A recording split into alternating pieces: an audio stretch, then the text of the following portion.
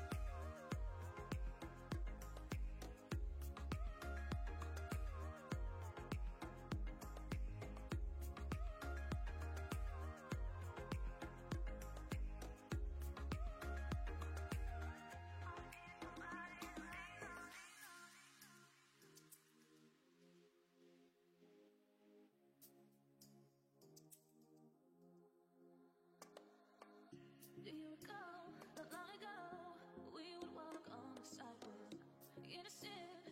Remember, all we did was scared from each other, but the night was warm. We were both young.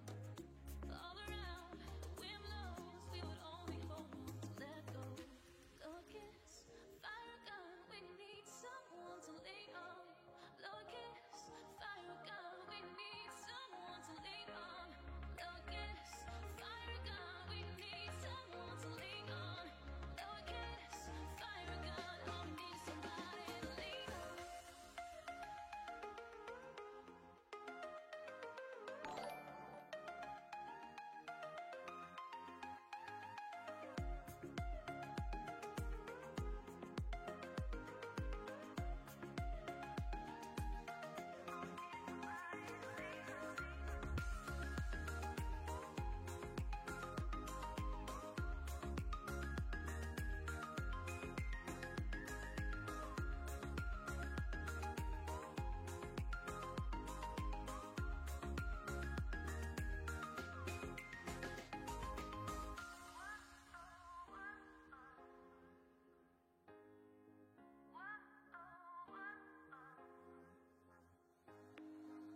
What will we do when we get old? Will we walk down the same road? Will you be there by my side, standing strong as the waves roll over? When the nights are long, longing for you to come home. All around, the wind blows. We would only hold on to let go. Blow a kiss, fire a gun. We would need someone to lean on.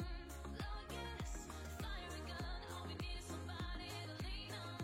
Blow a kiss, fire a gun. We would need someone to lean on. Blow a kiss, fire a gun. All we need is somebody to lean on.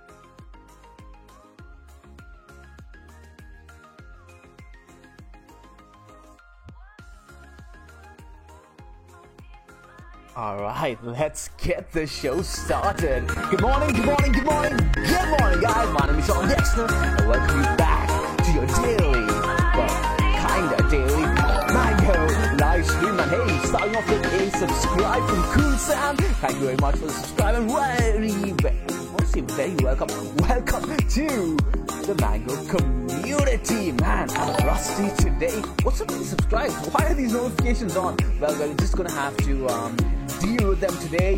Let's get on over to the live chat, see who we have over here with us. Where's my live chat? Right over here. I see Mock. Oh wait, is the volume?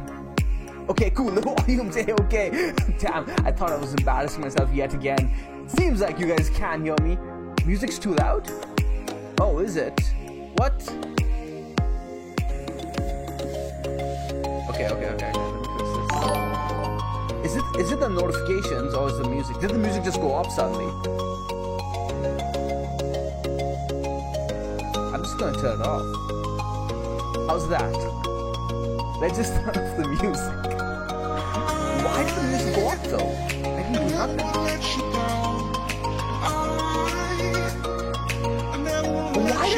Why do I always flop at something or the other? It's either my mic is muted, or my music's too loud. I even did a voice check. Oh my god, man. I can't catch a break. Alright, I'm gonna try again.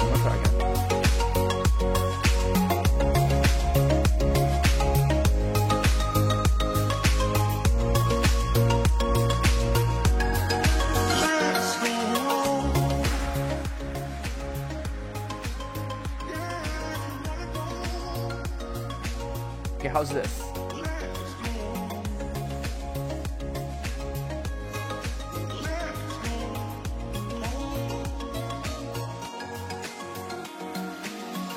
I do have a mixer, man. The mixer's what's causing all of this nonsense.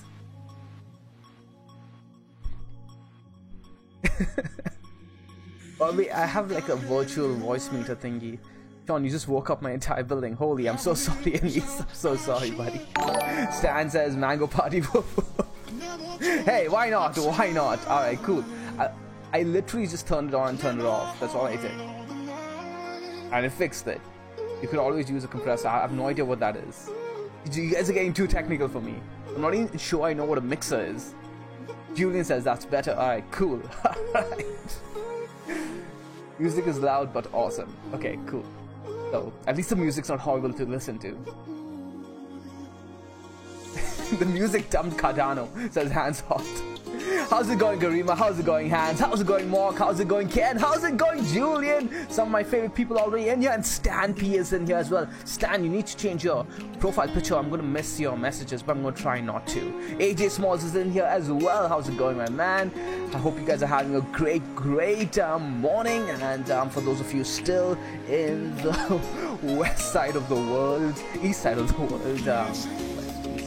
west side of the world, man, I'm rusty this morning. I was talking to my Canadian friends today, right? So we were confused on west and east over there, because Vancouver, Toronto changes when you center yourself in the world. But yeah. Ken Kasaji is in here too. Okay, cool. So with that terrible start today, let's go ahead and get started with the charts right away. I will be starting with Cardano today. We do have a lot to talk about in regards to Cardano with Bitcoin, and then we're going to switch over to Ethereum. Actually, I do want to talk about the new feature on the dashboard, so we will start over there. Richard Cardano is in here as well. Cardona. I keep saying Cardano. Is that really your last name? That'd be funny. Because I do know you're a Cardano fan as well. I'll be the first one to say, so Scott, click the like. Yes, click the like. Click the subscribe. At the very least, click the dislike button. Do something. Don't be so passive. I'm still a tad bit loud. Should I just turn off the music, guys? Because I don't know what else to do.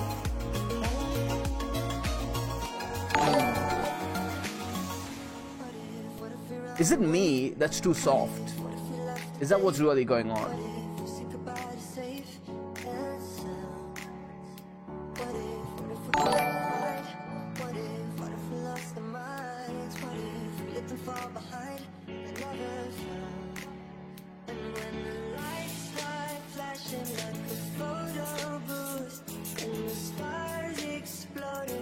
Yeah, I'm just gonna turn it off, man.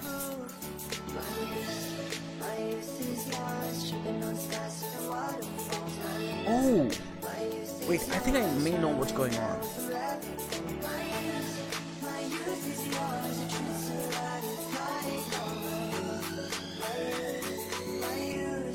No, I don't know what's going on. I thought I knew what was going on.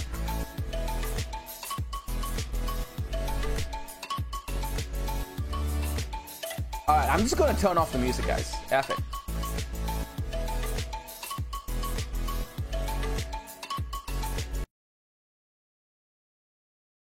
Oh! I think that should fix it. That should fix it, eh? How's that?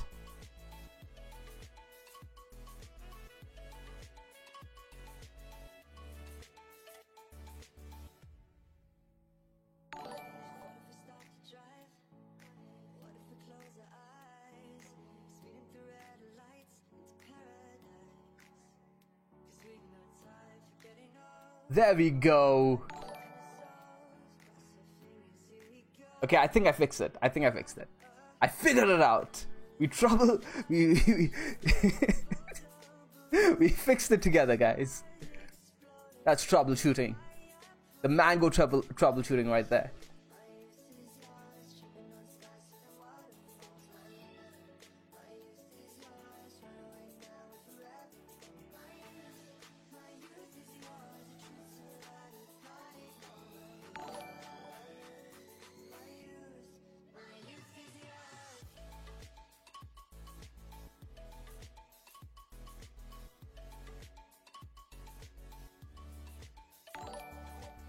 Alright. Enough. Let's get on with the analysis. Oof. Okay, cool. So I do want to start with Cardano today. I did want to talk about the dashboard, but we've already wasted a lot of time trying to fix the audio issues. Cardano was very, very interesting. If those of you who have been following us on Cardano for a while, you guys know that we've been looking at the 2-day time frame specifically. Let me go ahead and remove the indicator for now.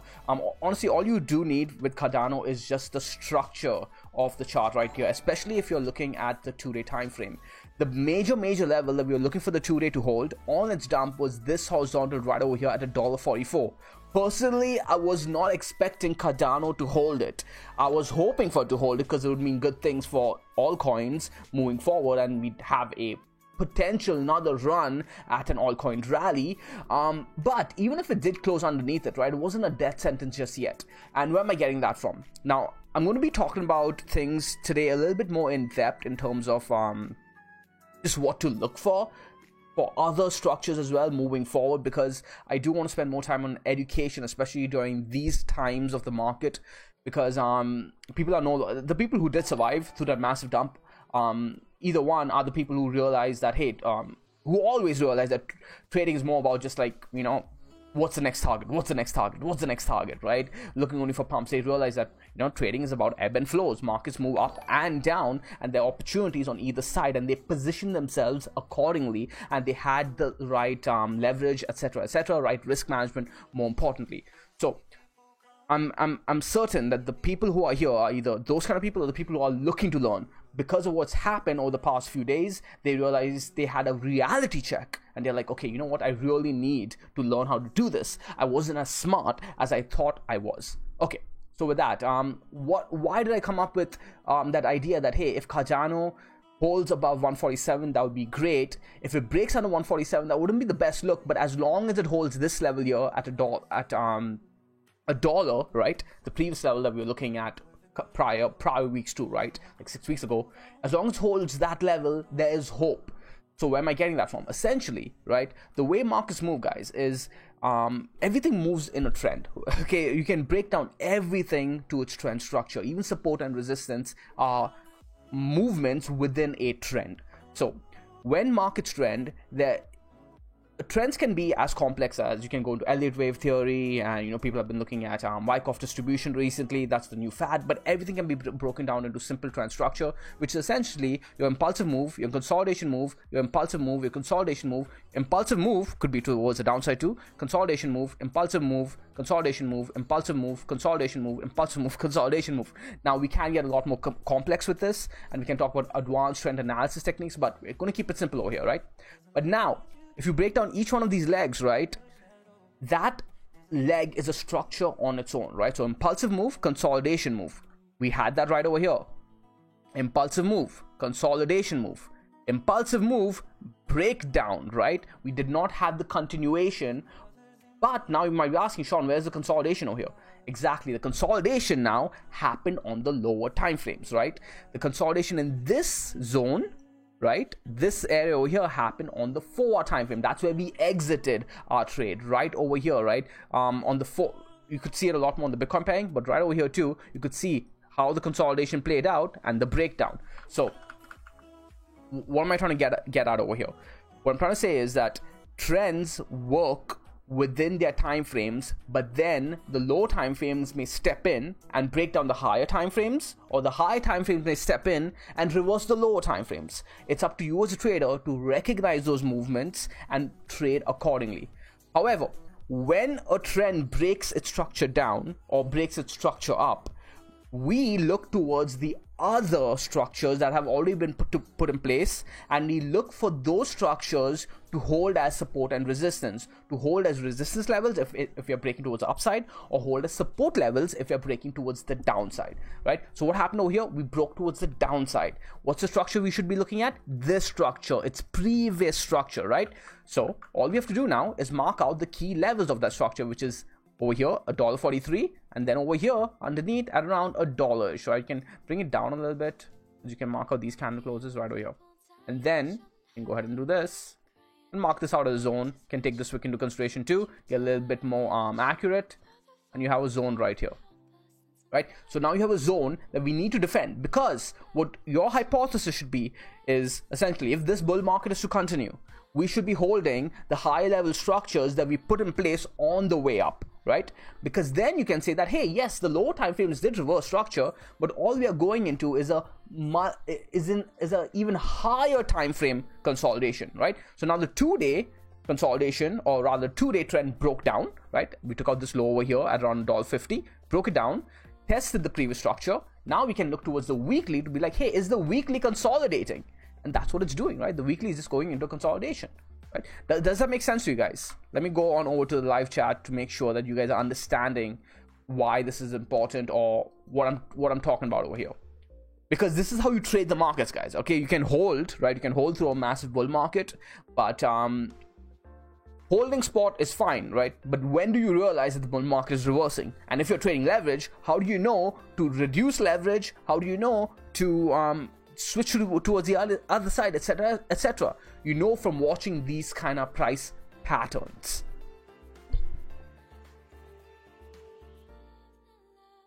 Earl Stokes says, I would like to sell my art after $1.80 so I can rebuy at a better price on the next dip. Do you think we can get to $1.80 soon before the next dip? Isn't Cardano already sitting at around $1.77? It pretty much already hit that, man. Yeah, we pretty much already hit $1.80, man. So this is your opportunity right now.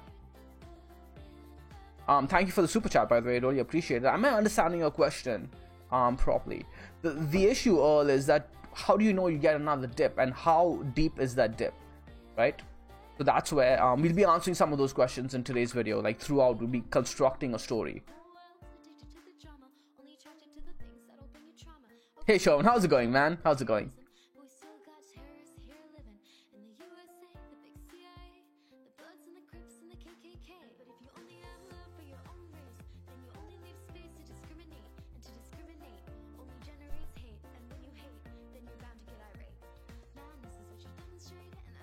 Gabe says, might as well start with Bitcoin. I usually do start with Bitcoin. Today, I thought we'd look at Cardano instead, because it is looking pretty good over here. Cardano has done something really great in that, one, it's held that major 2-day structure that I've been talking to you guys about at $1.45, right? Again, I was surprised. It dipped underneath. It dipped all the way towards the lower end of the structure, lower end of the consolidation at $1-ish. Actually did. It came there and tested right over here on the initial breakdown. Then it came and gave you guys another retest right over there. But both candles closed above, which is really good. But more importantly, now it looks to be doing something even more interesting. This daily candle close has a chance of closing above $1.66, which is the key level, according to me, on the daily structure, if we are to retake this range over here between $1.63 and all the way to $2.37. Yes, we do have a midpoint over here at around $2, so you could go like midpoint $2, the upper region around 250 or 240, and the low region $1.65. If we close above $1.65 though, that's when the structure comes into play. Until then, we just have to wait. AG says, holy moly, I see exactly what you are saying.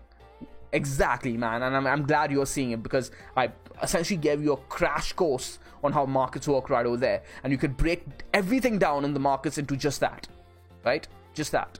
And then you can get a little bit more technical, and then a little bit more, and a little bit more, and a little bit more, and everything just goes wow, right?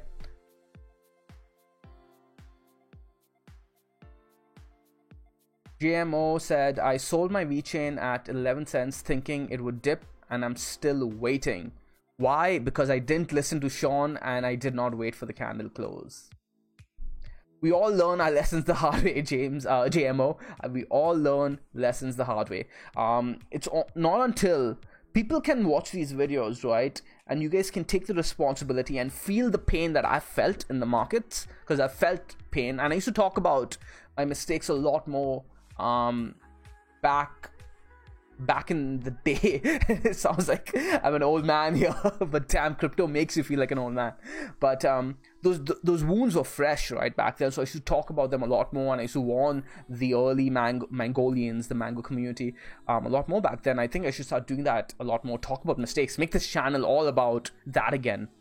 So let's do that today. We can talk about some of the mistakes I made recently, and I think it'll be a lot more better for me to talk about mistakes I made in the past, right? I think that's what we should do. Those mistakes will be a lot more beneficial to you guys, because the mistakes I make now are more like, oh, I could have squeezed out a little bit more profit out of that trade, right? Back then, my mistakes were like, holy shit, what did I just do? I lost half my account.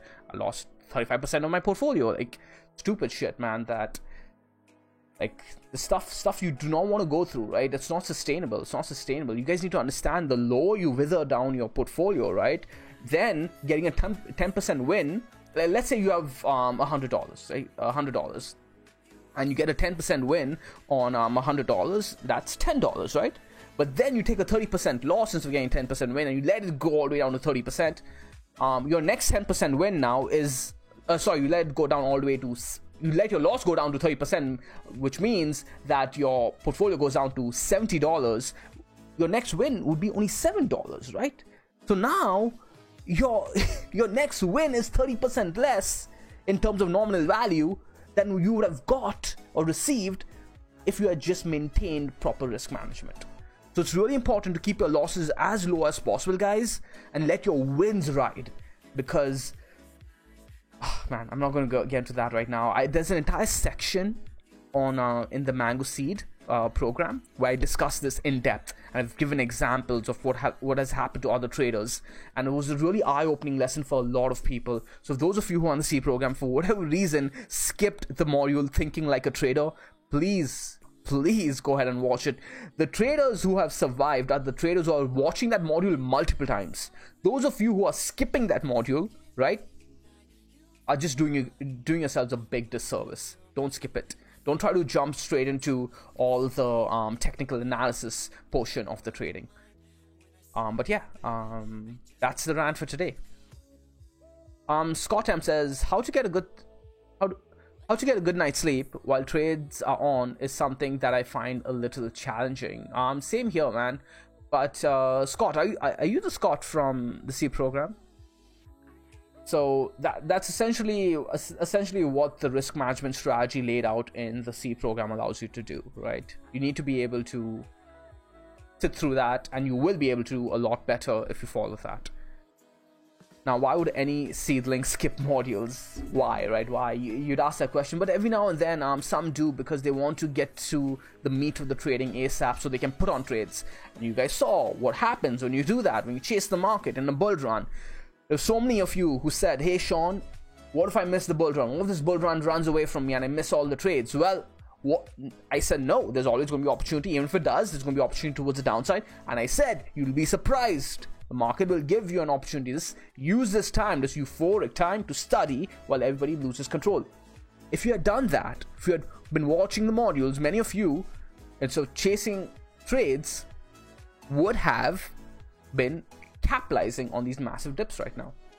Sean, please talk about the books that we can invest in. I have a reading list that I will be updating soon, very soon, by the way. There's a couple of books I want to add in there. But I have a reading list on the educational play. You can go onto Discord. Wait, let me just pull up my Discord.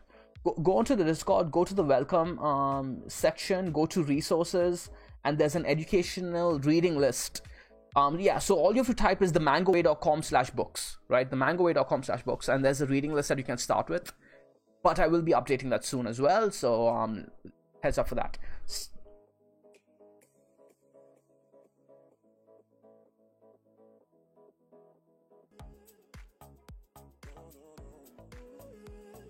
Stan P. Sean, do you consider Stan asks, Sean, do you consider selling all your positions in all? Oh, by the way, thank you for changing your profile picture. Helps a lot to catch your messages. Sean, do you consider selling all your positions in alts for Bitcoin on the morning of the dump as a mistake, or would you have rather sold for fiat in hindsight? A matter of sticking to your rules. Oh no, hells no, it was not a mistake at all. Not at all, man. I'm seriously up on my portfolio. Well, my Bitcoin is up. The amount of Bitcoin I have is drastically up because I sold on my alts. Some of my alts I was forced to sell into USD because of the pairing they were traded on the exchange, and then Bitcoin dumped drastically after that too, and I bought back into Bitcoin with the USD. So no, if I had not sold my alts, I would have lost all those altcoin gains, those massive altcoin gains, especially on Cardano, especially on Rune. Rune ended up being a double whammy win because I was forced to sell into USD and then buy back Bitcoin when Bitcoin dumped. So yeah, like, no, not a mistake at all, man. And by the way, something being a mistake, and Stan, you need to listen to this. Okay, this is one of the core things that we talk about here often. You only make a mistake if you did not follow your plan, right? It's not a mistake if you follow. It's not, the outcome does not determine whether your trade was a mistake or not, right? It is you following your plan that determines whether it was a mistake or not. A mistake is you not following your plan. You can never control the outcome. You can, without emotion, set a plan before the markets drive emotion into you and the rest of the market participants. So you can set out a plan for different scenarios, and when the scenario activates, you have to follow that plan, right? The outcome at that point is beyond your control. We are not like freaking oracles over here, right? In Minority Report, we call, what were they called? Precogs. Yeah, we're not precogs. All we can do is follow our plan, right? What happens after that, regardless of the outcome, is irrelevant. After the situation, you can reassess and be like, you know what, I've been following my plan for a while now and things are not working out. Does my plan need rehashing? Do I need to rehash my plan? More often than not, very rarely are you going to have to rehash your plan, because if you put together a plan and a strategy with a clear mind, without emotion, you're going to find that in the long run, it's the best strategy, because people only mess up in the markets because they're trying to outsmart the markets, and they're trying to be, or they end up being emotional. So yeah.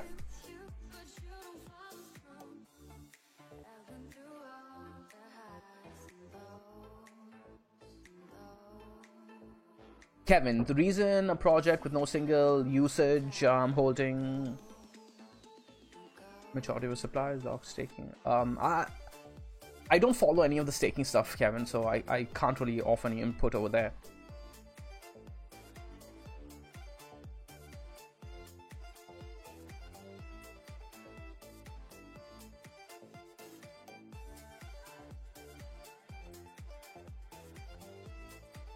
Stan says, well, yes, of course, it's already good to sell alts into Bitcoin, but it would have been even better to sell them into fiat and then use that. Yeah, but come on, that's, you could have done this, and then you could have done that, and I could have done this, I could have done that. I'm not trying to be the perfect optimal trader over here. We're trying to be Mango and be stress-free. I'm not trying to outsmart the market. If that's what you are trying to do, then good luck to you. That's not what we're trying to do over here. We follow our plan. I could have done this, I could have done that, blah, blah, blah, blah. It's just irrelevant to me. All I'm doing is following my plan, and in the long run, it's working out for me fantastically, man. That's all I care about. So, let's go ahead and take a look at Bitcoin now, because I do want to talk about a couple of things that Bitcoin has done that we asked you guys to keep an eye out for, right? In the prior stream, okay? Okay, so what are the two key things that we're looking at? Two key things. And towards the end of the last stream that we did before we switched on over to Catan, we talked about something very, very, very interesting that Bitcoin was doing. That was essentially, I'm going to turn off the horizontals, that was essentially the 4-day Kijun over here. At the time, looked like Bitcoin was going to clear it, close underneath it, well underneath it, right? It looked like we were going to close underneath it, like, by a far margin. But there was something interesting going on the lower time frames, and this is an example now, by the way, of the lower time frames stepping in and turning the higher time frames around. Now, it's too early to say that, right? But it is an example. And we were looking at Bitcoin potentially defending this 4-day candle close. We had 16 hours. We had 16 hours before we closed the 4-day candle. All right, we were living somewhere around here. I think price was sitting at around 35,000, 36,000. So we were deep into this candle over here, deep into the wick. Right now, it's a deep wick, it's a long wick, but at the time it was a full body candle. So it looked pretty ugly while looking at the 4-day. But we drilled down over to the lower time frames. Remember, we had 16 hours to close the 4-day. We drilled down over to the 4-hour candle.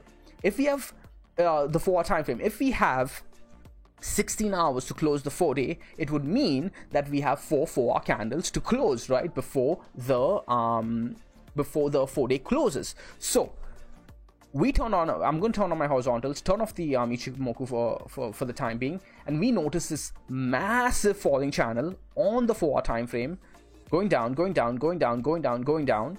And then we were postulating that, hey, maybe, just maybe, this breaks on over to the upside, and then this lines up with the 4-day also closing. Because remember, 4 4-hour candles is enough for the 4-day candle to have a beautiful 4-day candle close above the Kijun. And that's essentially what we saw, right?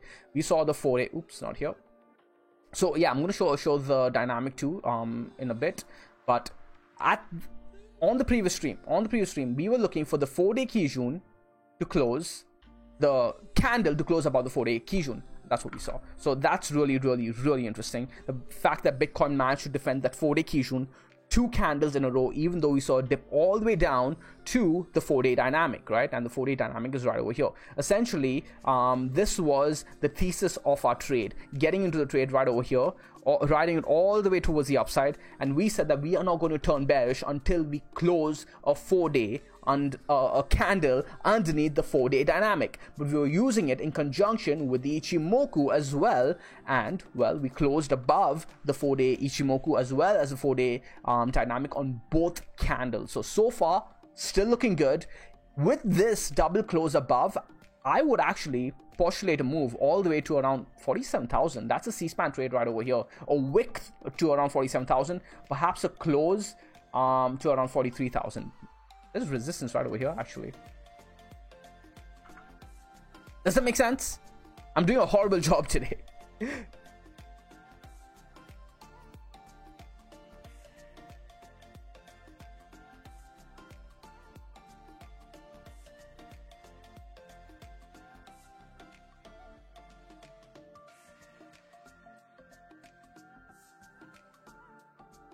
Jim Beam says, hey Sean, you're the most consistent crypto analyst on YouTube by a long way. Hey man, thank you so much for that kind comment. This is what I mean, right?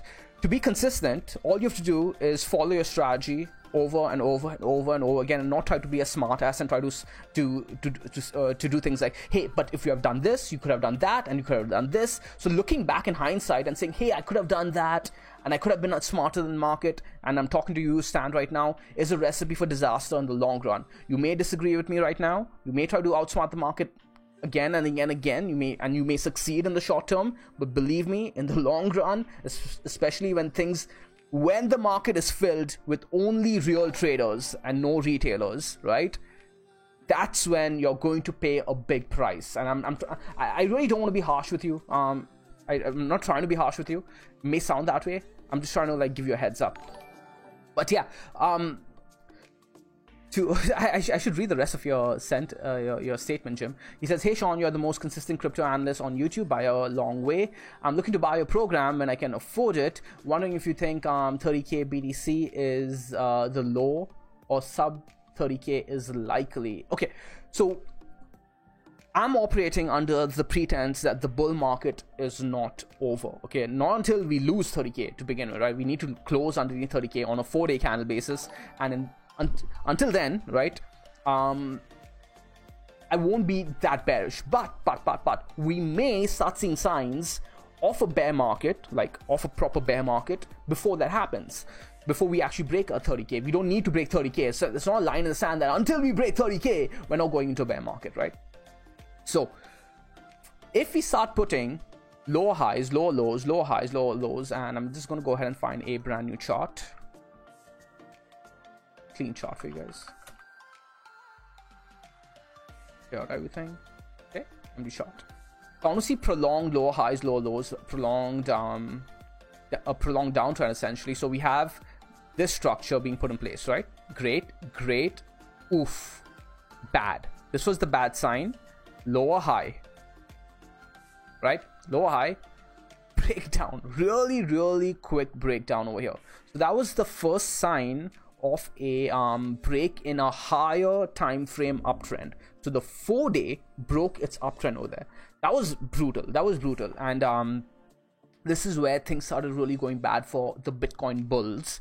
It was somewhere around here, this juncture, around 40,000, 44,000-ish, when we broke down from there, that the altcoins started taking a bashing as well. Now the question is, what does Bitcoin do from over here, right? Do we do this? So what would this mean?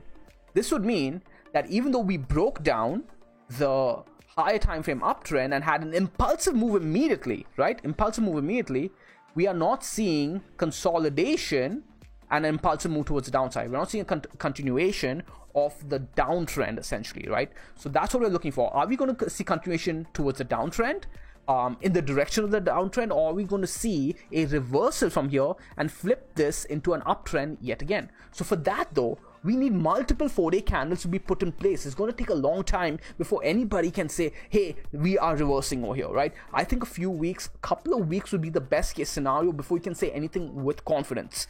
Okay, so what have I drawn over here, by the way? I've drawn a structure that is depicting higher lows and higher highs, right? So this would be a lower high first, right? This would still be a lower high. So Bitcoin could come all the way back up to 50,000, by the way, and that would not change anything yet. It'd be a good sign. That'd be your first lower high. But then what happens from there is important. Do we put in a higher low? We'd be looking for Bitcoin to come back down to around 40,000. Then to break 50,000. And then we can see then we'll be like, all right, cool, uptrend. We don't need to come back down. After that, by the way, we could do something like this. Let me just, how do I erase? Okay, let me just redo it. We could do something like this. Boom, boom, boom. Break this structure here and do that, right? So there are multiple ways that it could play out, but we need a high low and a high high. So now to answer your question, do we dip underneath 30K?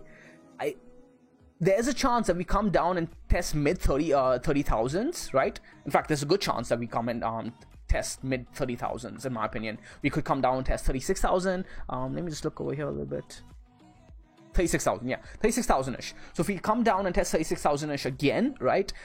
There we'll be looking to see whether the bulls want to put in a higher low on the mid time frames, on the daily, etc., right? So essentially, at the moment, the bulls are looking to reverse the structure over here on the daily time frame. The 4-hour is currently in an uptrend. Yep, we are in an uptrend now. Yeah, it's not as pretty as you'd want it to be. The other charts have a lot more bullishness to it, especially FBTC. I want to talk about that. I want to talk about a few trades I've taken around that structure as well. But essentially, what we're looking for now is the daily to do something like this, right? An uptrend. And that's going to take some time, but we could come down, test here. I don't know whether we break this level. If we do break this level, then perhaps. If we break, okay, how about this? If we break 35,000, 2 daily candles underneath 35,000, we could test 30K again. Okay, a wick underneath this level at around 29,134 is going to be really important to watch. If we wick underneath that level and close well above it, right, we see a long wick and close well above it, that could be the last signs of the bears staggering to their defeat, rather, and then the bulls reversing the market.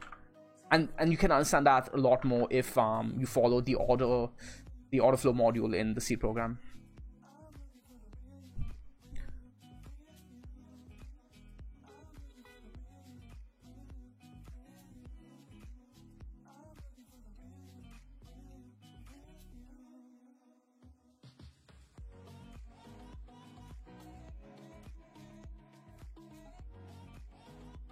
Stan says, I get what you're trying to say, Sean, but the point is, the point I'm trying to make is that you should reconsider your rules that you have been following for a long time. Go into fiat instead of BTC in case of mega dumps. I don't think you understand how arrogant and cocky and I don't think you understand how arrogant you sound over there, man. So I'm not even going to respond to that. You don't know anything about my financial situation, my circumstances whatsoever, to be giving those kind of be making those kind of statements.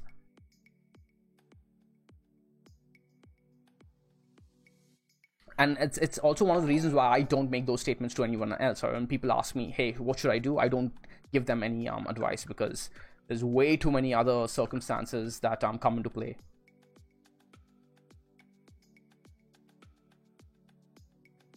Cool. I do want to talk about at BDC. Krisha's in here. Krisha, how's it going? How's it going? How's it going? Jason Mathis says, good night. Have a great day, everyone. May abundance always find you. Jason's such a great guy. Jason is such a great guy.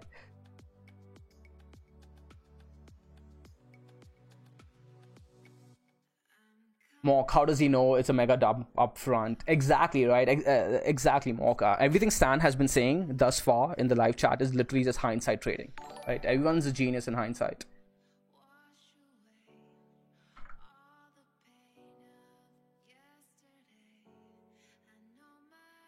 Think the mango way, Leon. Exactly, man. Trying to overthink things is just a recipe for disaster.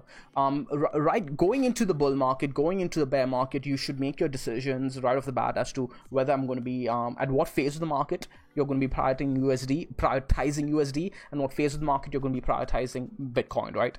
And have conditions as to when you switch, right? As long as my thesis is we are in a bull market, I'm going to be prioritizing Bitcoin. As soon as that thesis changes, right? So the ultimate thesis, right? The underlying thesis of everything is, are we still in a bull market, right? Are we still in a bull market? Are we still in a bull market? That's the underlying thesis. Once that changes, that's when you start switching to your other strategy and trying to outsmart the market. Try to backtest that. Try to backtest that in any market, and you're going to see you're going to get wrecked. You're not smarter than the market. The market's always right. Don't try to outsmart the market. And also, by the way, when you're trading with leverage, at least the way that we trade at Mango, everything, like, if you are one of those traders that's drawing a portfolio, right, like this, and you're drawing a pie chart,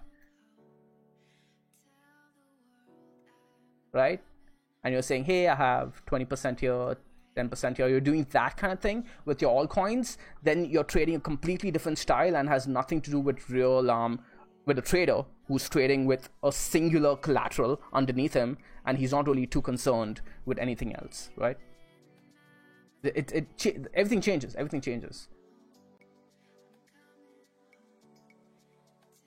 So in the bull market, you can afford to have something like this, right? I'm not saying that's wrong, by the way. I'm not saying that's wrong.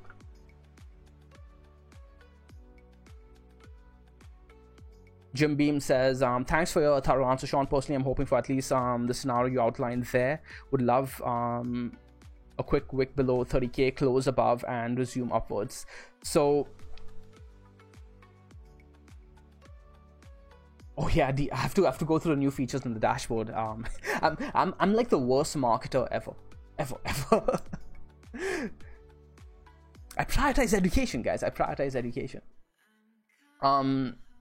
So yeah, Jim, the fact that you're really keen on that, right? And a lot of people are really keen on that dip, another dip towards 30,000, and that's really, really noteworthy to me.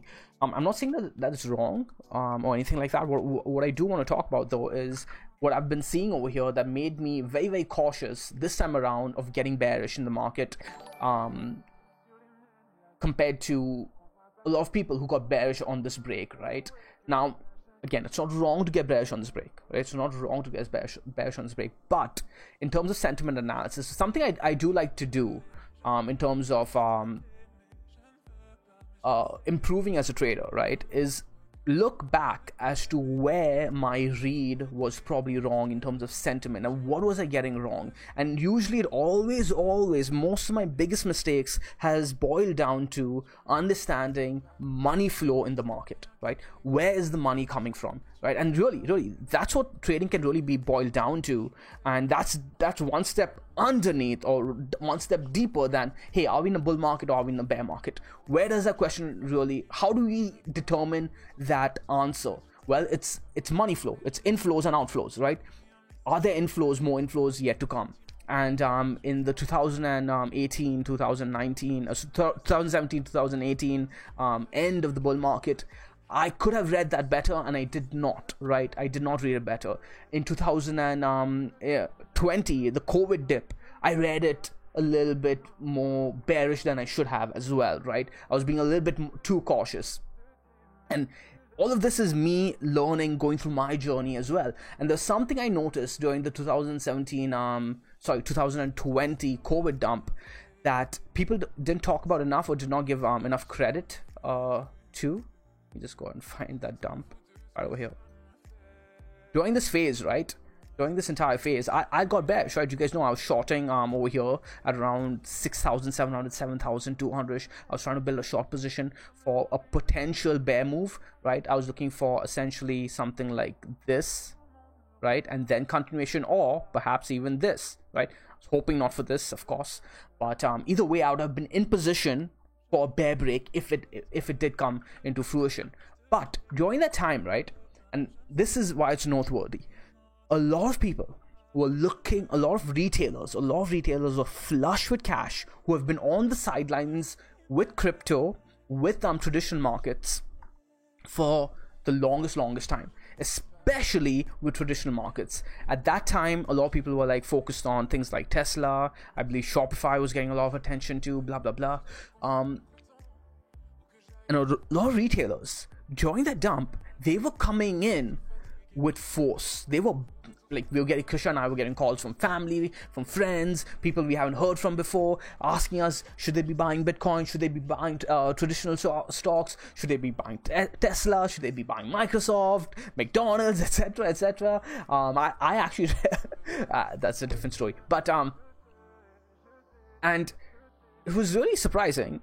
But I should have like given it a bit more attention. But what we noticed over there was that there was a lot of money that was yet to come in from the sideliners, from retailers, and people have been underestimating the buying power of retailers in our current market condition, right? With our current market conditions, retailers do have enough of an influence to tip the scales of the bear market. Even if you go into the mini bear markets that we've been hypothesizing for 2 years, right? If we go into a mini bear market, that bear market may reverse a lot faster than you would otherwise expect, right? So I ended up being wrong over here on my trades, and we flipped bullish as soon as we got this candle close over here, right on this candle close at 7,300-ish. I think we're looking at the 12-hour. As soon as we close the 12-hour above a certain level, we got out of our short trades, and then we flipped bullish, and we were rewarded for being wrong, right? Always turn being wrong into a profitable opportunity, right? Note that one down, guys. Turn being wrong into a profitable opportunity. You can always do that. But all of this is to say that I noticed the same thing on this dump, okay? Last time around, it was people wanting to buy traditional stocks. This time around, it was crypto. People have been calling us non-stop saying, hey, should I buy Bitcoin? Should I buy Ethereum? Should I buy this? Should I buy that? A lot of retailers who were sidelined, who were just watching Bitcoin go up and up and up and up, and they had the patience to just wait and wait and wait and wait. They got rewarded, right? So they came in with force, and they bought whatever they could, right? Now I'm not saying we're going to reverse over here. We could definitely see a pullback again, like I said, to around 36,000. But I'll be looking for that to get bought back, right? I'll be looking for a structure that resembled a lot like the 4-day structure of the Christmas trade that we took. Where was it? Here. We're looking for something like this, but a little bit narrower, actually. Does that make sense, guys?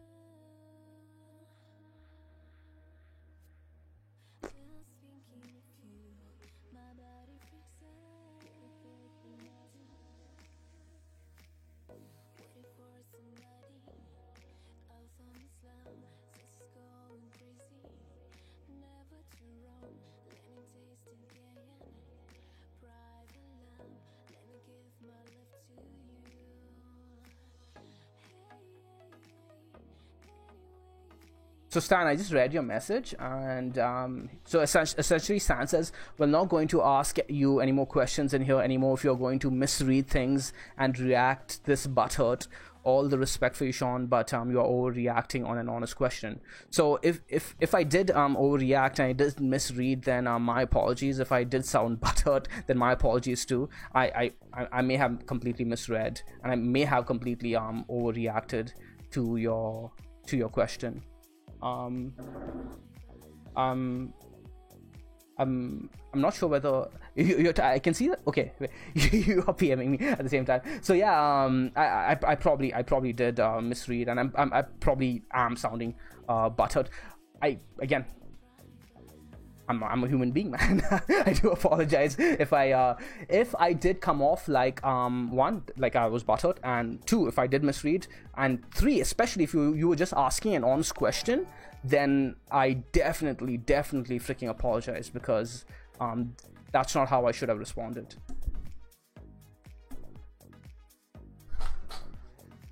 So yeah, my apologies. I think I just misread. I think you're right on that. I think I completely misread what you were asking. So but to answer you, I don't really try to optimize my trades ever. I'll tell you what I mean and why I am like that. Because in the past, one of my biggest mistakes has been just that. Has been trying to say, hey man, I should have done this. Hey man, I should have done that. If I'd done this, if I'd done that, it would have been better off, right? And then what ends up happening is you end up strategy jumping, right? You end up strategy hopping. So this is the answer I should have given you, instead of perhaps misreading what you said and giving you the answer I did. So this is why I don't change things up.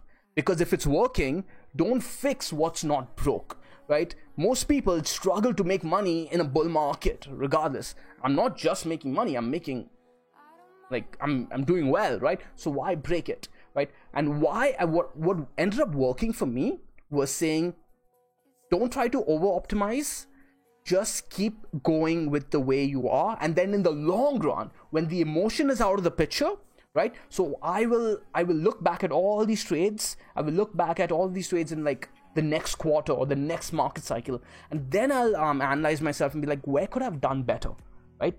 Right now is not the time for me to be doing that, because I don't know what emotions are impacting my decisions. Remember what we talk about? We talk about how we divide ourselves into the manager and the person who's executing the trades. The manager's made the decisions. I have no say in the matter anymore. And the manager was the guy who made the decision going into the bull market, right? Now, at the end of the bull market, if he's done a bad job, he'll get fired. But at the moment, it's too early to say, you know what, this guy, this manager is doing a bad job. We don't know.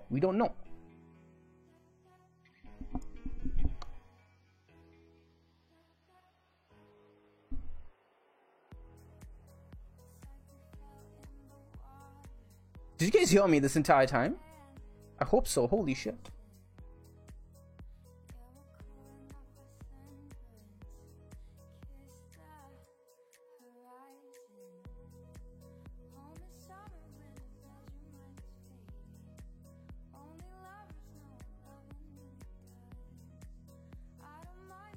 Skeptic77 says, do I follow fundamentals? Why or why not? I used to follow fundamentals.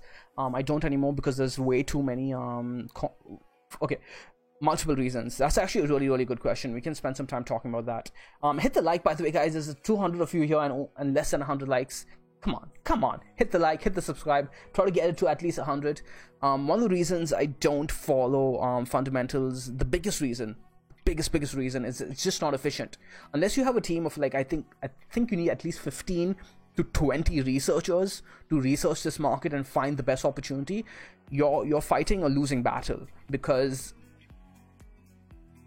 there's no way to go through firstly, you need to go through all the fundamentals of all these coins. There's way too much to read. If you just go ahead and look at Telegram channels and look at the web page, that's not enough, right? You're fooling yourself if you think you're looking at fundamentals by just entering a Telegram channel and I'm looking at the web page. I'm like, and then say these guys are great. That's not fundamentals. You and I both know that, but people do that, and they say fundamentals. So that's one reason.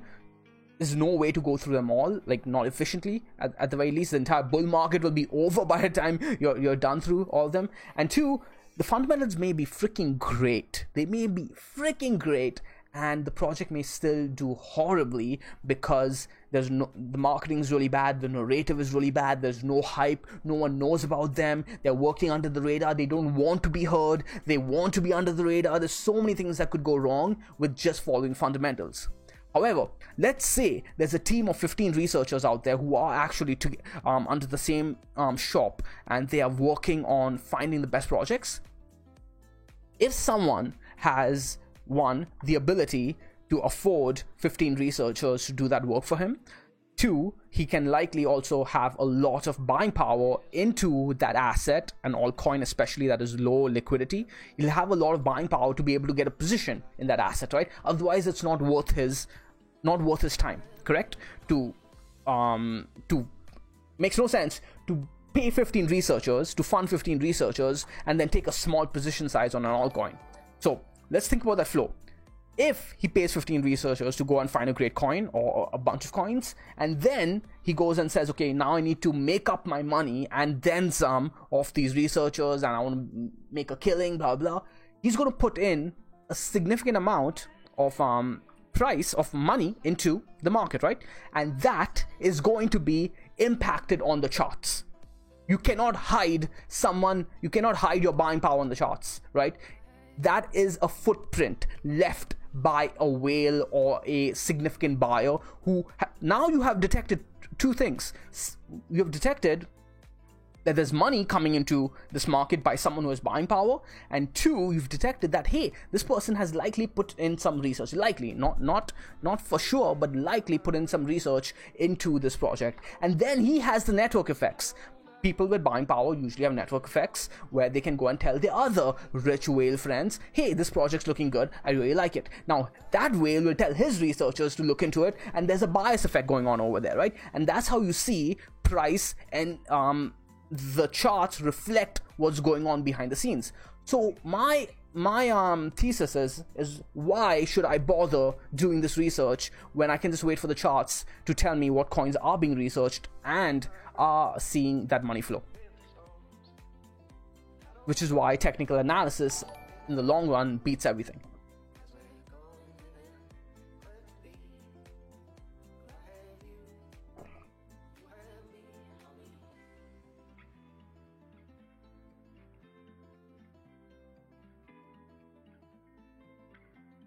Andres Galavis says, I'm sending this video to my brother. We are having an ongoing discussion about him not believing in technical analysis. Snip out this bit because there's a lot of other rambling over here that he may not be interested in. But I came from a pure fundamental background, Andres. You can tell him that, like, my background is I have a master's in computer science. I was going to do a PhD in blockchain technology before I started diving more into the history of how money works, etc., etc. And I realized that technical analysis, by the way, is fundamental analysis. Technical analysis is a depiction of human behavior, which is the purest form of fundamental analysis, right? Because no analysis matters more than how humans react to the analysis, right? And again, which is why you can't hide price movement. You cannot hide price movement, right? And it's always depicted on the charts. Richard Cardona says, thanks, Sean. I'll catch the rest of the live stream later. Jim calling. Hey, man, good for you. Good for you. I approve. I approve.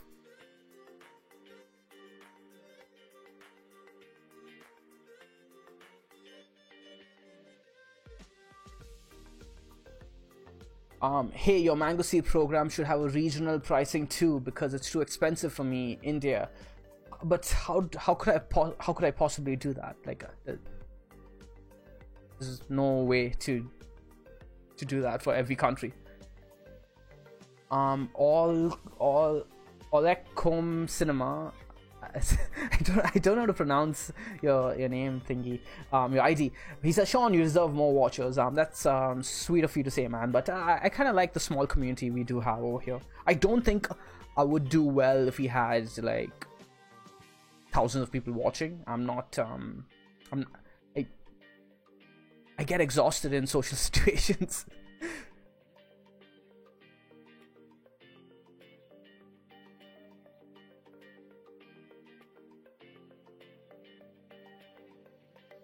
We are beings of customs, and our reactions are what shape the markets. Exactly. Human behavior does not change ever, man.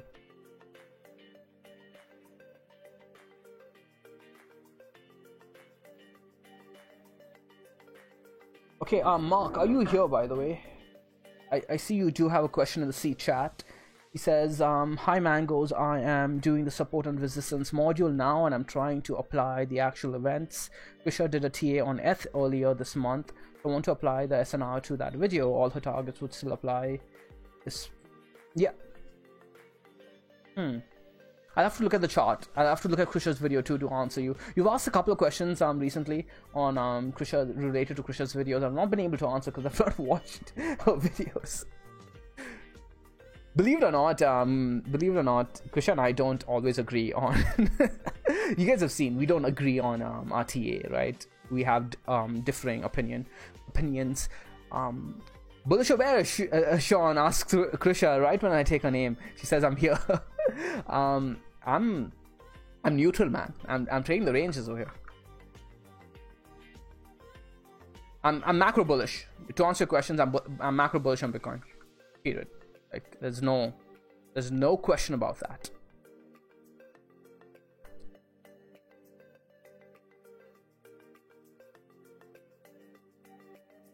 Leon says, I know you're not a wizard, but out of experience.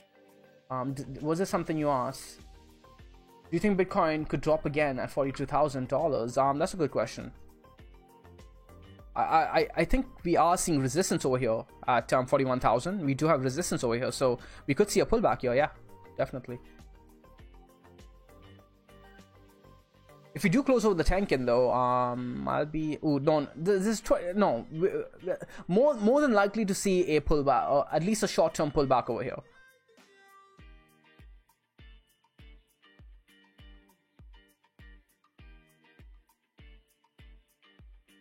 Nishan Satyam says, you're too wise for your age. Seems like you had 99 defeats before you had one. You have no idea, man.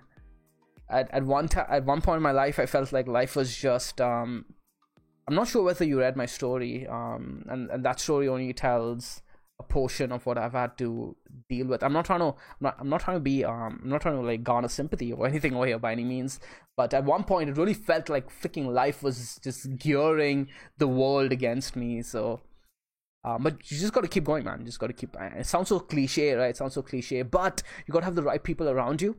And I was fortunate enough to have the right friends, the right mentor, and Krisha, most importantly, through all of this. Like, I've known Krisha now for 10 plus years. We've been together, and I don't know whether I would have been able to do any of this without her support of her family as well, and yeah, my friends, my family, of course, etc. I have a very, very, very tiny family though, right? It's just me, my mom, and my brother. And Krisha and her family too, before she jumps at my throat for that. Oh my god, I'm gonna get into trouble. Mark says, thanks Sean, look at some other videos too. I guess there's no reason why the SNR should change, because the history didn't change due to the drop. Exactly. Right?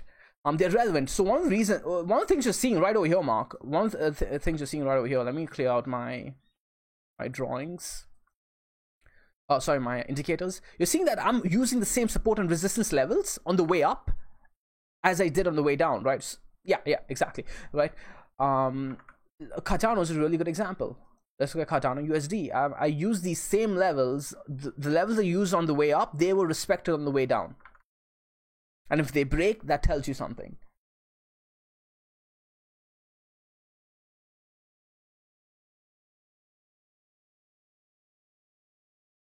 So yeah, I'm just reading Stan's PM to me. I won't read it out loud just because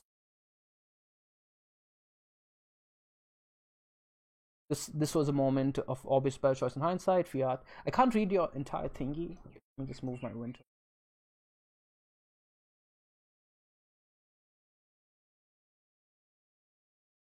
Oh, okay. So do you optimize your strategy, or do you stick with the consistent strategy that you've been following for years now?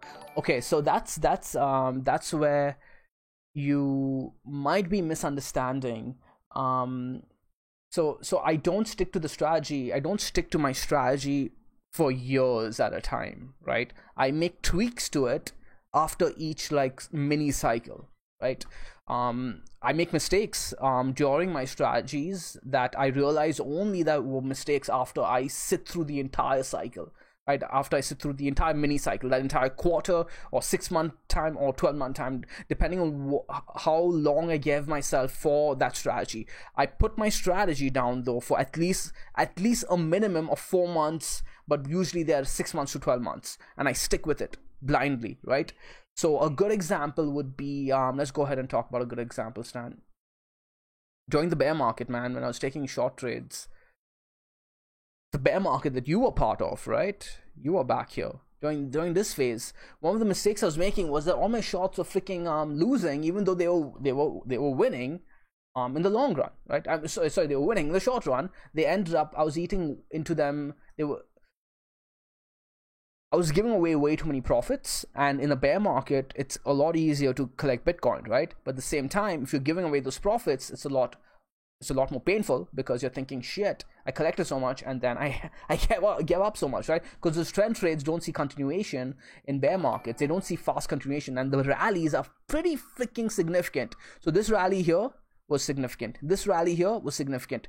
This rally here was pretty significant, but that didn't hurt me much. There was a move around here too, right? Do you guys remember that? The Bitfinex thingy, Bitfinex pump Bitcoin. There was I forget what the event was. What was the event, guys? I forget. But there's something over here that pushed Bitcoin all the way up to 6,900-ish. Now, this one over here, I did not get affected by, because at that point it become wise to the market. And then finally we caught this massive win, right? Which the entire time I was doing really well on Bitcoin. And but I wasn't doing as well as I could have, right? And I was only able to see that in hindsight after the fact, right? After the fact, I was able to make a tweak to how I would trade in a bear market moving forward, where I still trade toward in the direction of the trend, right? I'm not trying to catch the bounces as much as I am trying to sell into, I'm closing my position at the major support levels, right? So if this region is a key support level, I'm not going to be holding my or at least the entire portion of my short. I'm not going to be holding my position as much as I would have in a bull market. I would hold my trade into resistance, hoping for a break towards the upside. In a bear market, I don't do that, because the rallies are pretty freaking aggressive and they bounce hard, giving you little time to react sometimes. So I made those tweaks to my bear market strategies, and I'm employing those tweaks in my trades over the past few days, actually. For example, let's go to ETHBTC, right? I took 2 trades on ETHBTC, and even though I was trading in the direction of the trend, I closed them out on support levels, right? Let's go. You guys know I shorted ETHBTC somewhere around here on the first trade, right? And we closed them this key level. Actually, no, we closed them somewhere around here, right? This was a key level on the way towards the upside, right? We were talking about this key level, monthly zone on the way towards the upside. I closed a portion of my trade, a significant portion of my trade over here, and then I reshorted over here, right? This was a 12-hour level right over there, right? And on the Mango Seed, I believe in the Mango Grove as well, I posted saying, I think I can find the message. Essentially, I posted saying that, hey guys, we're sitting on lower time frame support over here. I'm going to be shaving off a portion of my trade. Essentially, look at my mindset shift. I'm not looking for bear trends to see continuation, even though they may. I'm more eager to take profits in a bear market. And again, this is not a bear market. Remember that. Even though it may sound like I'm trading that in that way, I'm not trading Bitcoin or altcoins against USD or Bitcoin against USD as a bear trade. What I'm trading is altcoins being outperformed by Bitcoin, right? And then what happens? Well, we see this 12-hour candle close today. So clearly, my thesis on seeing continuation of this trend towards the downside is invalidated, right? I'm wrong here, right? So what I do, close out the rest of the trade, keep whatever profits I do have, and just take the loss on the rest of the trade, and boom, over, done, right? And now look towards the next opportunity. So essentially, you do not want to be isolating down on one trade ever. You want to be looking at a series of trades and then evaluating your performance.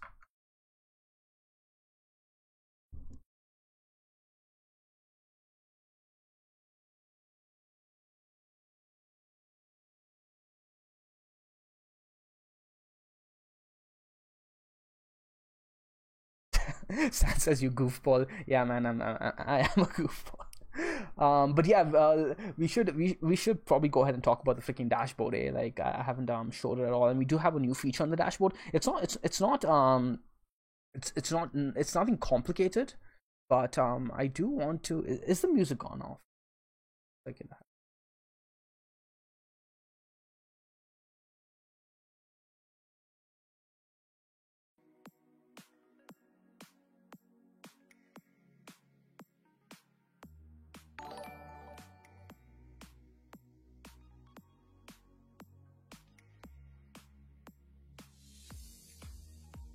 All right, dashboard. Oh yeah. Okay, there we go. Okay, so the dashboard, by the way, again, it did flip long on all of these on the low time frames. All of these, all ETH, Bitcoin, Matic has been freaking amazing, by the way. Holy shit, we can talk about that in tomorrow's stream if we do a stream tomorrow. I may do a stream tomorrow actually. I'll try at the very least. If not, Friday I'm definitely going to be doing a stream. So yeah, 4 looking good. 12-hour neutral still. So the low time frames are switching up. The mid time frames not yet, right? So yeah, that's essentially what we talked about in the last stream. We can go ahead and take a look at that in a bit. The new feature, and by the way guys, this is completely experimental. I really recommend you guys do not use it, but I will ask you guys to keep an eye on it for me, all right? We do have this little button over here. It's like a fire icon, and essentially if you do click that, it will show you a list of coins that may be interesting to keep an eye on moving forward. And actually HOT was on this, and did it just move? Because I just checked it yesterday and it hadn't moved. Okay, so this is our first validation that this thing might be something interesting. Damn, Krisha, you did move. This happened during the stream. So HOT was on this, and you can hover your mouse over the hot icon over here, this fire icon. I don't know what to call it. It's experimental, guys. We haven't branded it yet. And it tells you when it switched. So it tells you that this switched yesterday, right? And you're up 34% since then. CHR as well, but this one hasn't moved yet, so we can keep an eye on it. Again, just because HOT worked out doesn't mean CHR will. This is experimental, and all I want you guys to do is keep an eye on it. I want you guys to tell me then, hey, is this working out, or is this a complete freaking flop, right? We have tested it to as much as we could, right? But if we can test it as a community together, it would be great, right? So this one hasn't moved yet. Let's keep an eye on this one and see if it does. Then what else? Let's catch something that has moved already. Nothing else. So HOT is the only one out of this entire list that has moved thus far. Doc is on here. What the hell's a doc? Don't even know what. So one of the reasons we built this is to be able to identify these kind of coins that I otherwise would not have looked at ever, right? I would never look at these coins. I mean, I would probably may look at HOT, but CHR, no. WRX, these are coins I haven't heard of. So this one's looking good. This one moved over the past few hours, eh? Again though, this one has a lot of work to do still. Not a lot, but if it does clear over this resistance over here at 7 cents, around 8ish, probably get to around 12 cents.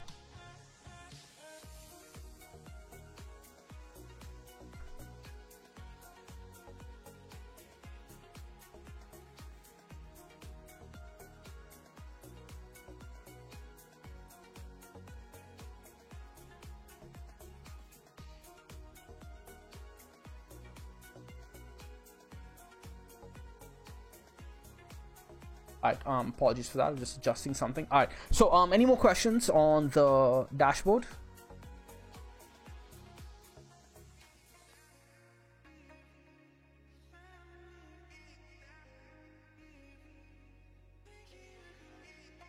Yeah, CHR. Yeah, so far so far the hot list thingy is working out. Again, it's completely experimental, guys. So be very careful.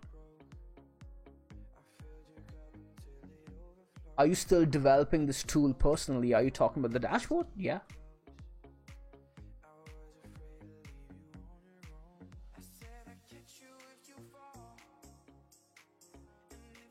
I mean, it's not just me, it's me and another dev.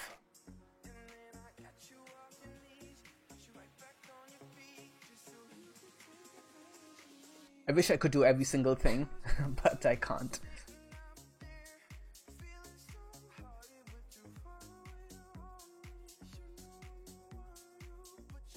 The dollar is going down, so it'll be interesting to see how it affects crypto. So there's one thing I asked you guys to keep an eye on, and it's the bond market. You know, check out what the yields have been doing, right? And we've been looking at this, and what do you know, guys? What do you know?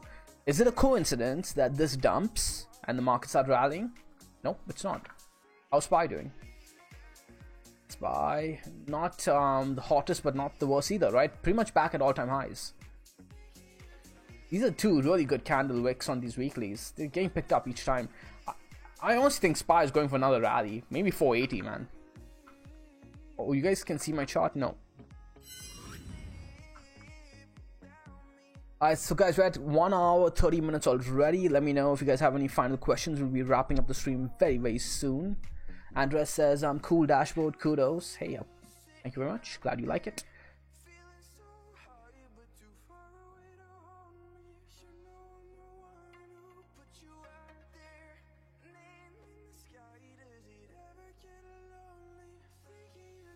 I don't think Shiba would be on the dashboard, Mark.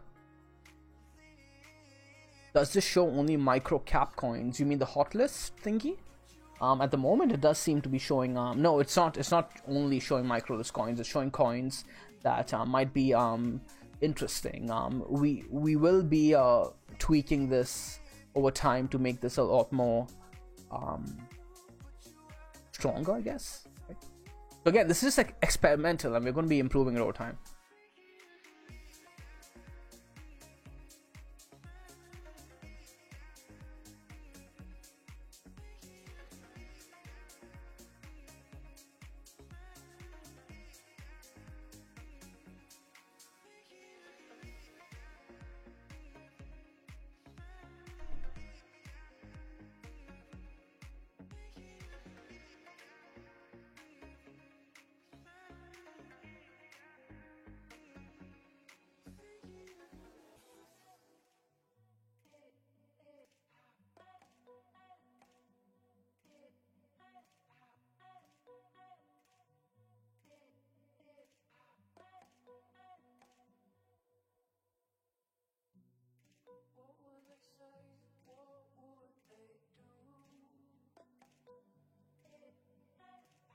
Anise says, to get back to the start, do you see ADA going to $2 and $5 since there are no resistance still? Ooh, good question. Let's go back to Cardano. Anise? I can't find my charts. Okay, there we go.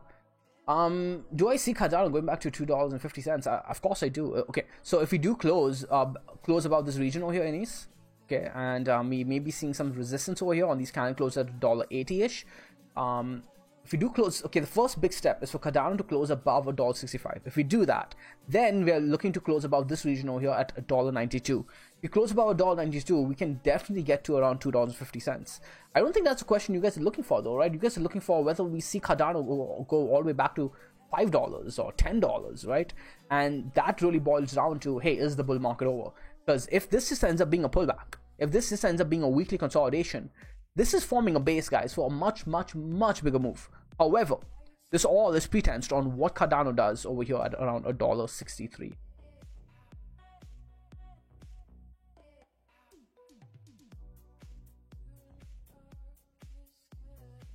If you can please take a look at, yeah, we're looking at Cardano right now, Anis.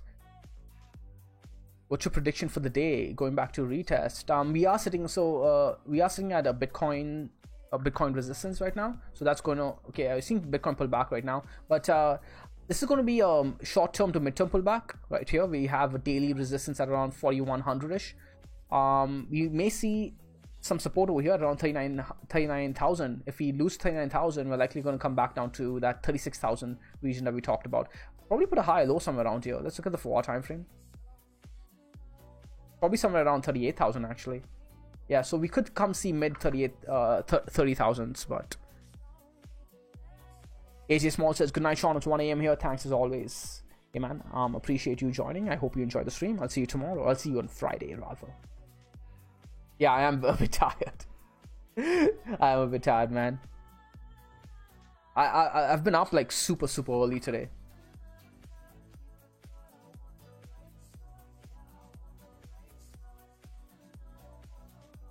Leon Arends, thank you for noticing, man. I appreciate that. People usually don't lay off me towards the end of the stream. They keep asking me more and more questions. But I do get tired too, man. I'm a human being. My eyes are red. It's these lights. It's these lights, Lindika. And I do notice that I get a lot more tired when I'm on camera than when I'm not on camera. These lights are like really freaking straining on me. But I'm trying. Like, people say that you get used to them, but I'm not getting used to them.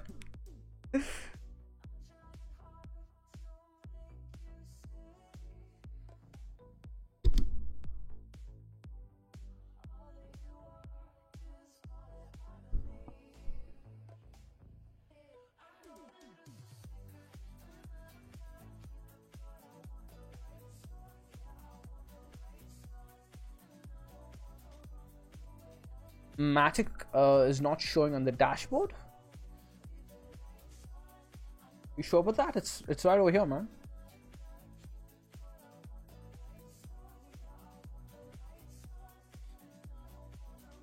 Oh, do you mean we haven't been talking about it on stream? We talked about it. In fact, I was looking at Matic over the... Oh, it broke up, eh?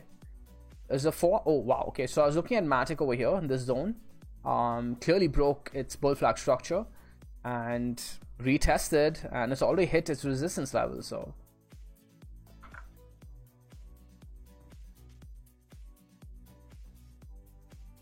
Oh, with the Filecoin. Okay, no, so if it's already been a coin that's been moving, the entire point of this, so the icons might be misleading. The entire point of it is to find opportunities that haven't really moved that much yet, right? So HOT, right, so you can see it's down already. It's already back down to, I think this is measured based. Okay, so the returns are measured on the time frame. Okay, that's good to know. Mango, can you check out ETH as it's crashing right now? Do you guys need to understand what crashing means? You mean it's pulling back? It's just pulling back, guys. It's not a crash. So yeah, Ethereum resistance over here at around 2,900 expected. That's around $3,000 psychological resistance. May pull back down to around this region. We do have support over here at around 27,069, not 27,000, 2,769, and may actually get all the way down over here actually to retest the structure around 26,000. So yeah, it's at resistance, man. It's already had its move. Leon is new. False alarm, I think. Sorry about that. Let's go back.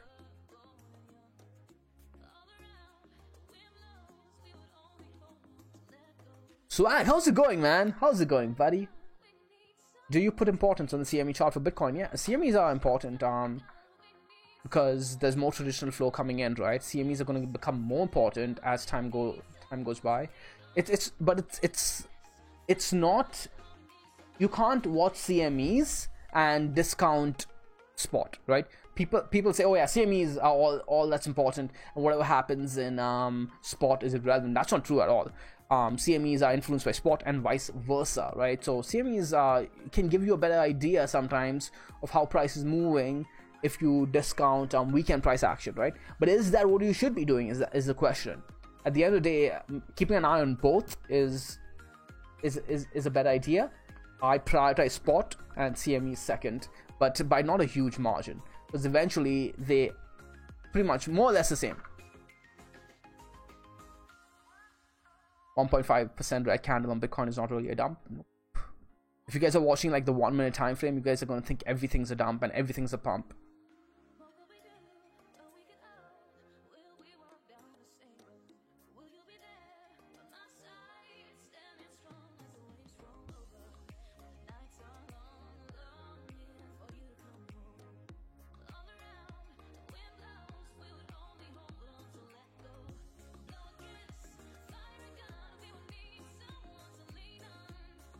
Alright guys, with that I'm going to be wrapping up. I hope you guys enjoyed the stream. My name is Sean Dexter. I'll see you guys in Friday's stream, so that's 2 days from now. Until then, do the mango way, do the stress-free way, do it the easy way. I'll take one last question if we do have a good question. Mango Man, what altcoins have you invested in? You're new here, man. Mark says, see you later, Sean. See you, buddy. Also, let me give out a shout out to all of you who are regulars in here. So Mark, thank you very much for joining. Julian, thank you very much. Nishan, Satyam as well. Leon seems to be new to the Mango community, but I'm hoping to see him around. Stan, if you're still here, thank you again one more time, and my apologies yet another time. Samson, hi Sean, I've stepped over. Okay, I seem to have missed this question. Let me read it out. Hi Sean, I've stepped over $1 to save a penny by not getting proper education. Oh, which of the Mango program would you recommend for a full education? I'm also a big fan of you and Krish. Couple girls. Oh, hey man, that made my heart swell. There is only one program, one real education program that we offer, which is the Mango Seed program. That is what I recommend hands down. One, it is cheaper than the Mango Dynamic. Two, it will help you even if you are interested in the Mango Dynamic. So the Mango Dynamic does have a educational portion to it, like a small mini course that teaches you only how to use the Mango Dynamic. But I don't recommend the Mango Dynamic over the Mango Seed. I recommend the Mango Seed because it'll teach you how to be a successful trader regardless of what tools you have at your disposal. So definitely the Mango C program. Secondly, the Mango Dynamic is not lifetime membership, while the Mango C program is lifetime membership. I have underpriced the Mango C program to push education or to encourage education over just looking for signals, right?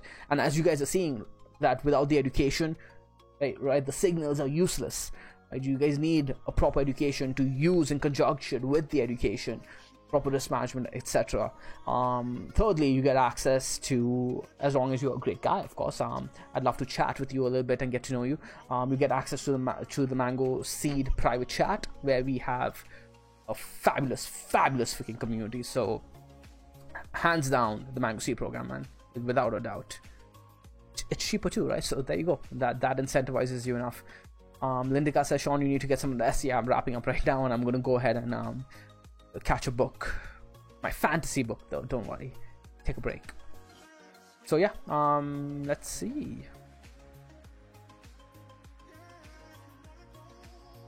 Tan is here. How's it going, Tan? How are you? He says missed the live stream, but did I miss anything? Blah blah. No.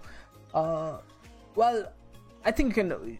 I don't know. I don't think you missed anything too important today. Maybe, but you can just I'm reading Children of Fire.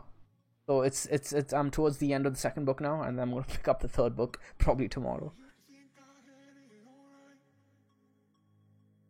Samson Afolabi says, thank you so much, Sean. See you in the family soon. Oh hey man, that'd be great.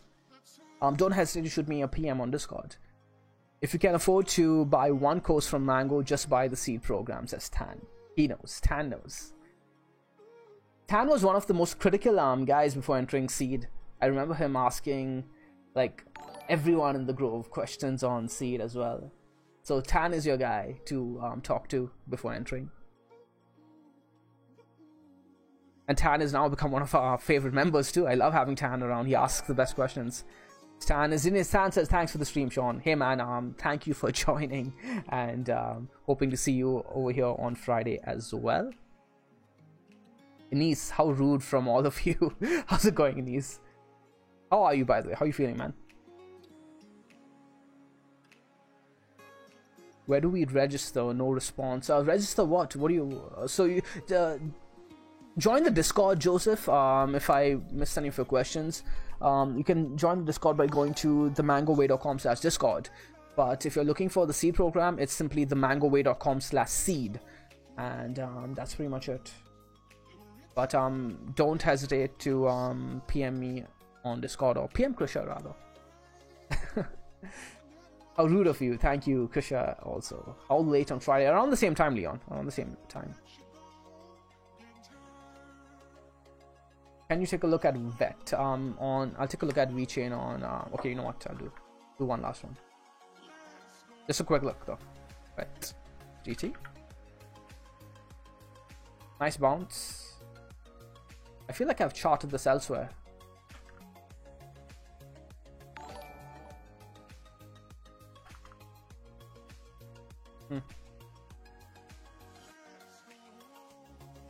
Kijun resistance over here on the weekly time frame. Kijun resistance, the 4-day time frame. There's no buy here. The buy is above 16 cents, likely above 18 cents. 16 cents. So yeah, you want to break above this region. Other than that, the buy opportunity was over here at 5 cents. This was great.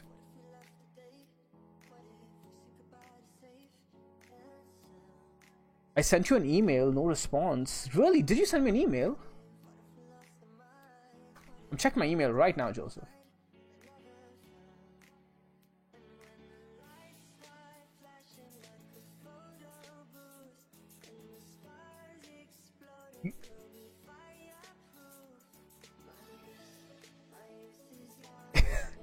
You literally sent me an email 10 minutes ago and you're like, no response. That's awesome.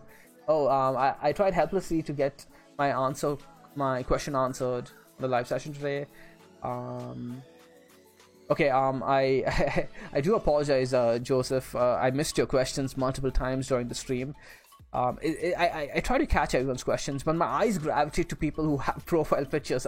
I know it's horrible for me to say that, and you don't have a profile picture, so I keep missing your thingy. So yeah, I'll reply to you on email, Joseph, right after the stream. So yeah, my apologies for missing your questions. So next time, guys, I'm going to try to like adjust the lights a little bit before joining the stream, so that way I'm not as tired.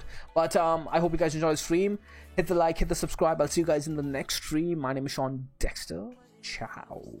And Joseph, I will be replying to you. Maybe not right after, but I'll take a break and then see you guys. Hi, where is my... and boom. Ciao. Do the mango way. Do the easy way. Do the stress-free way.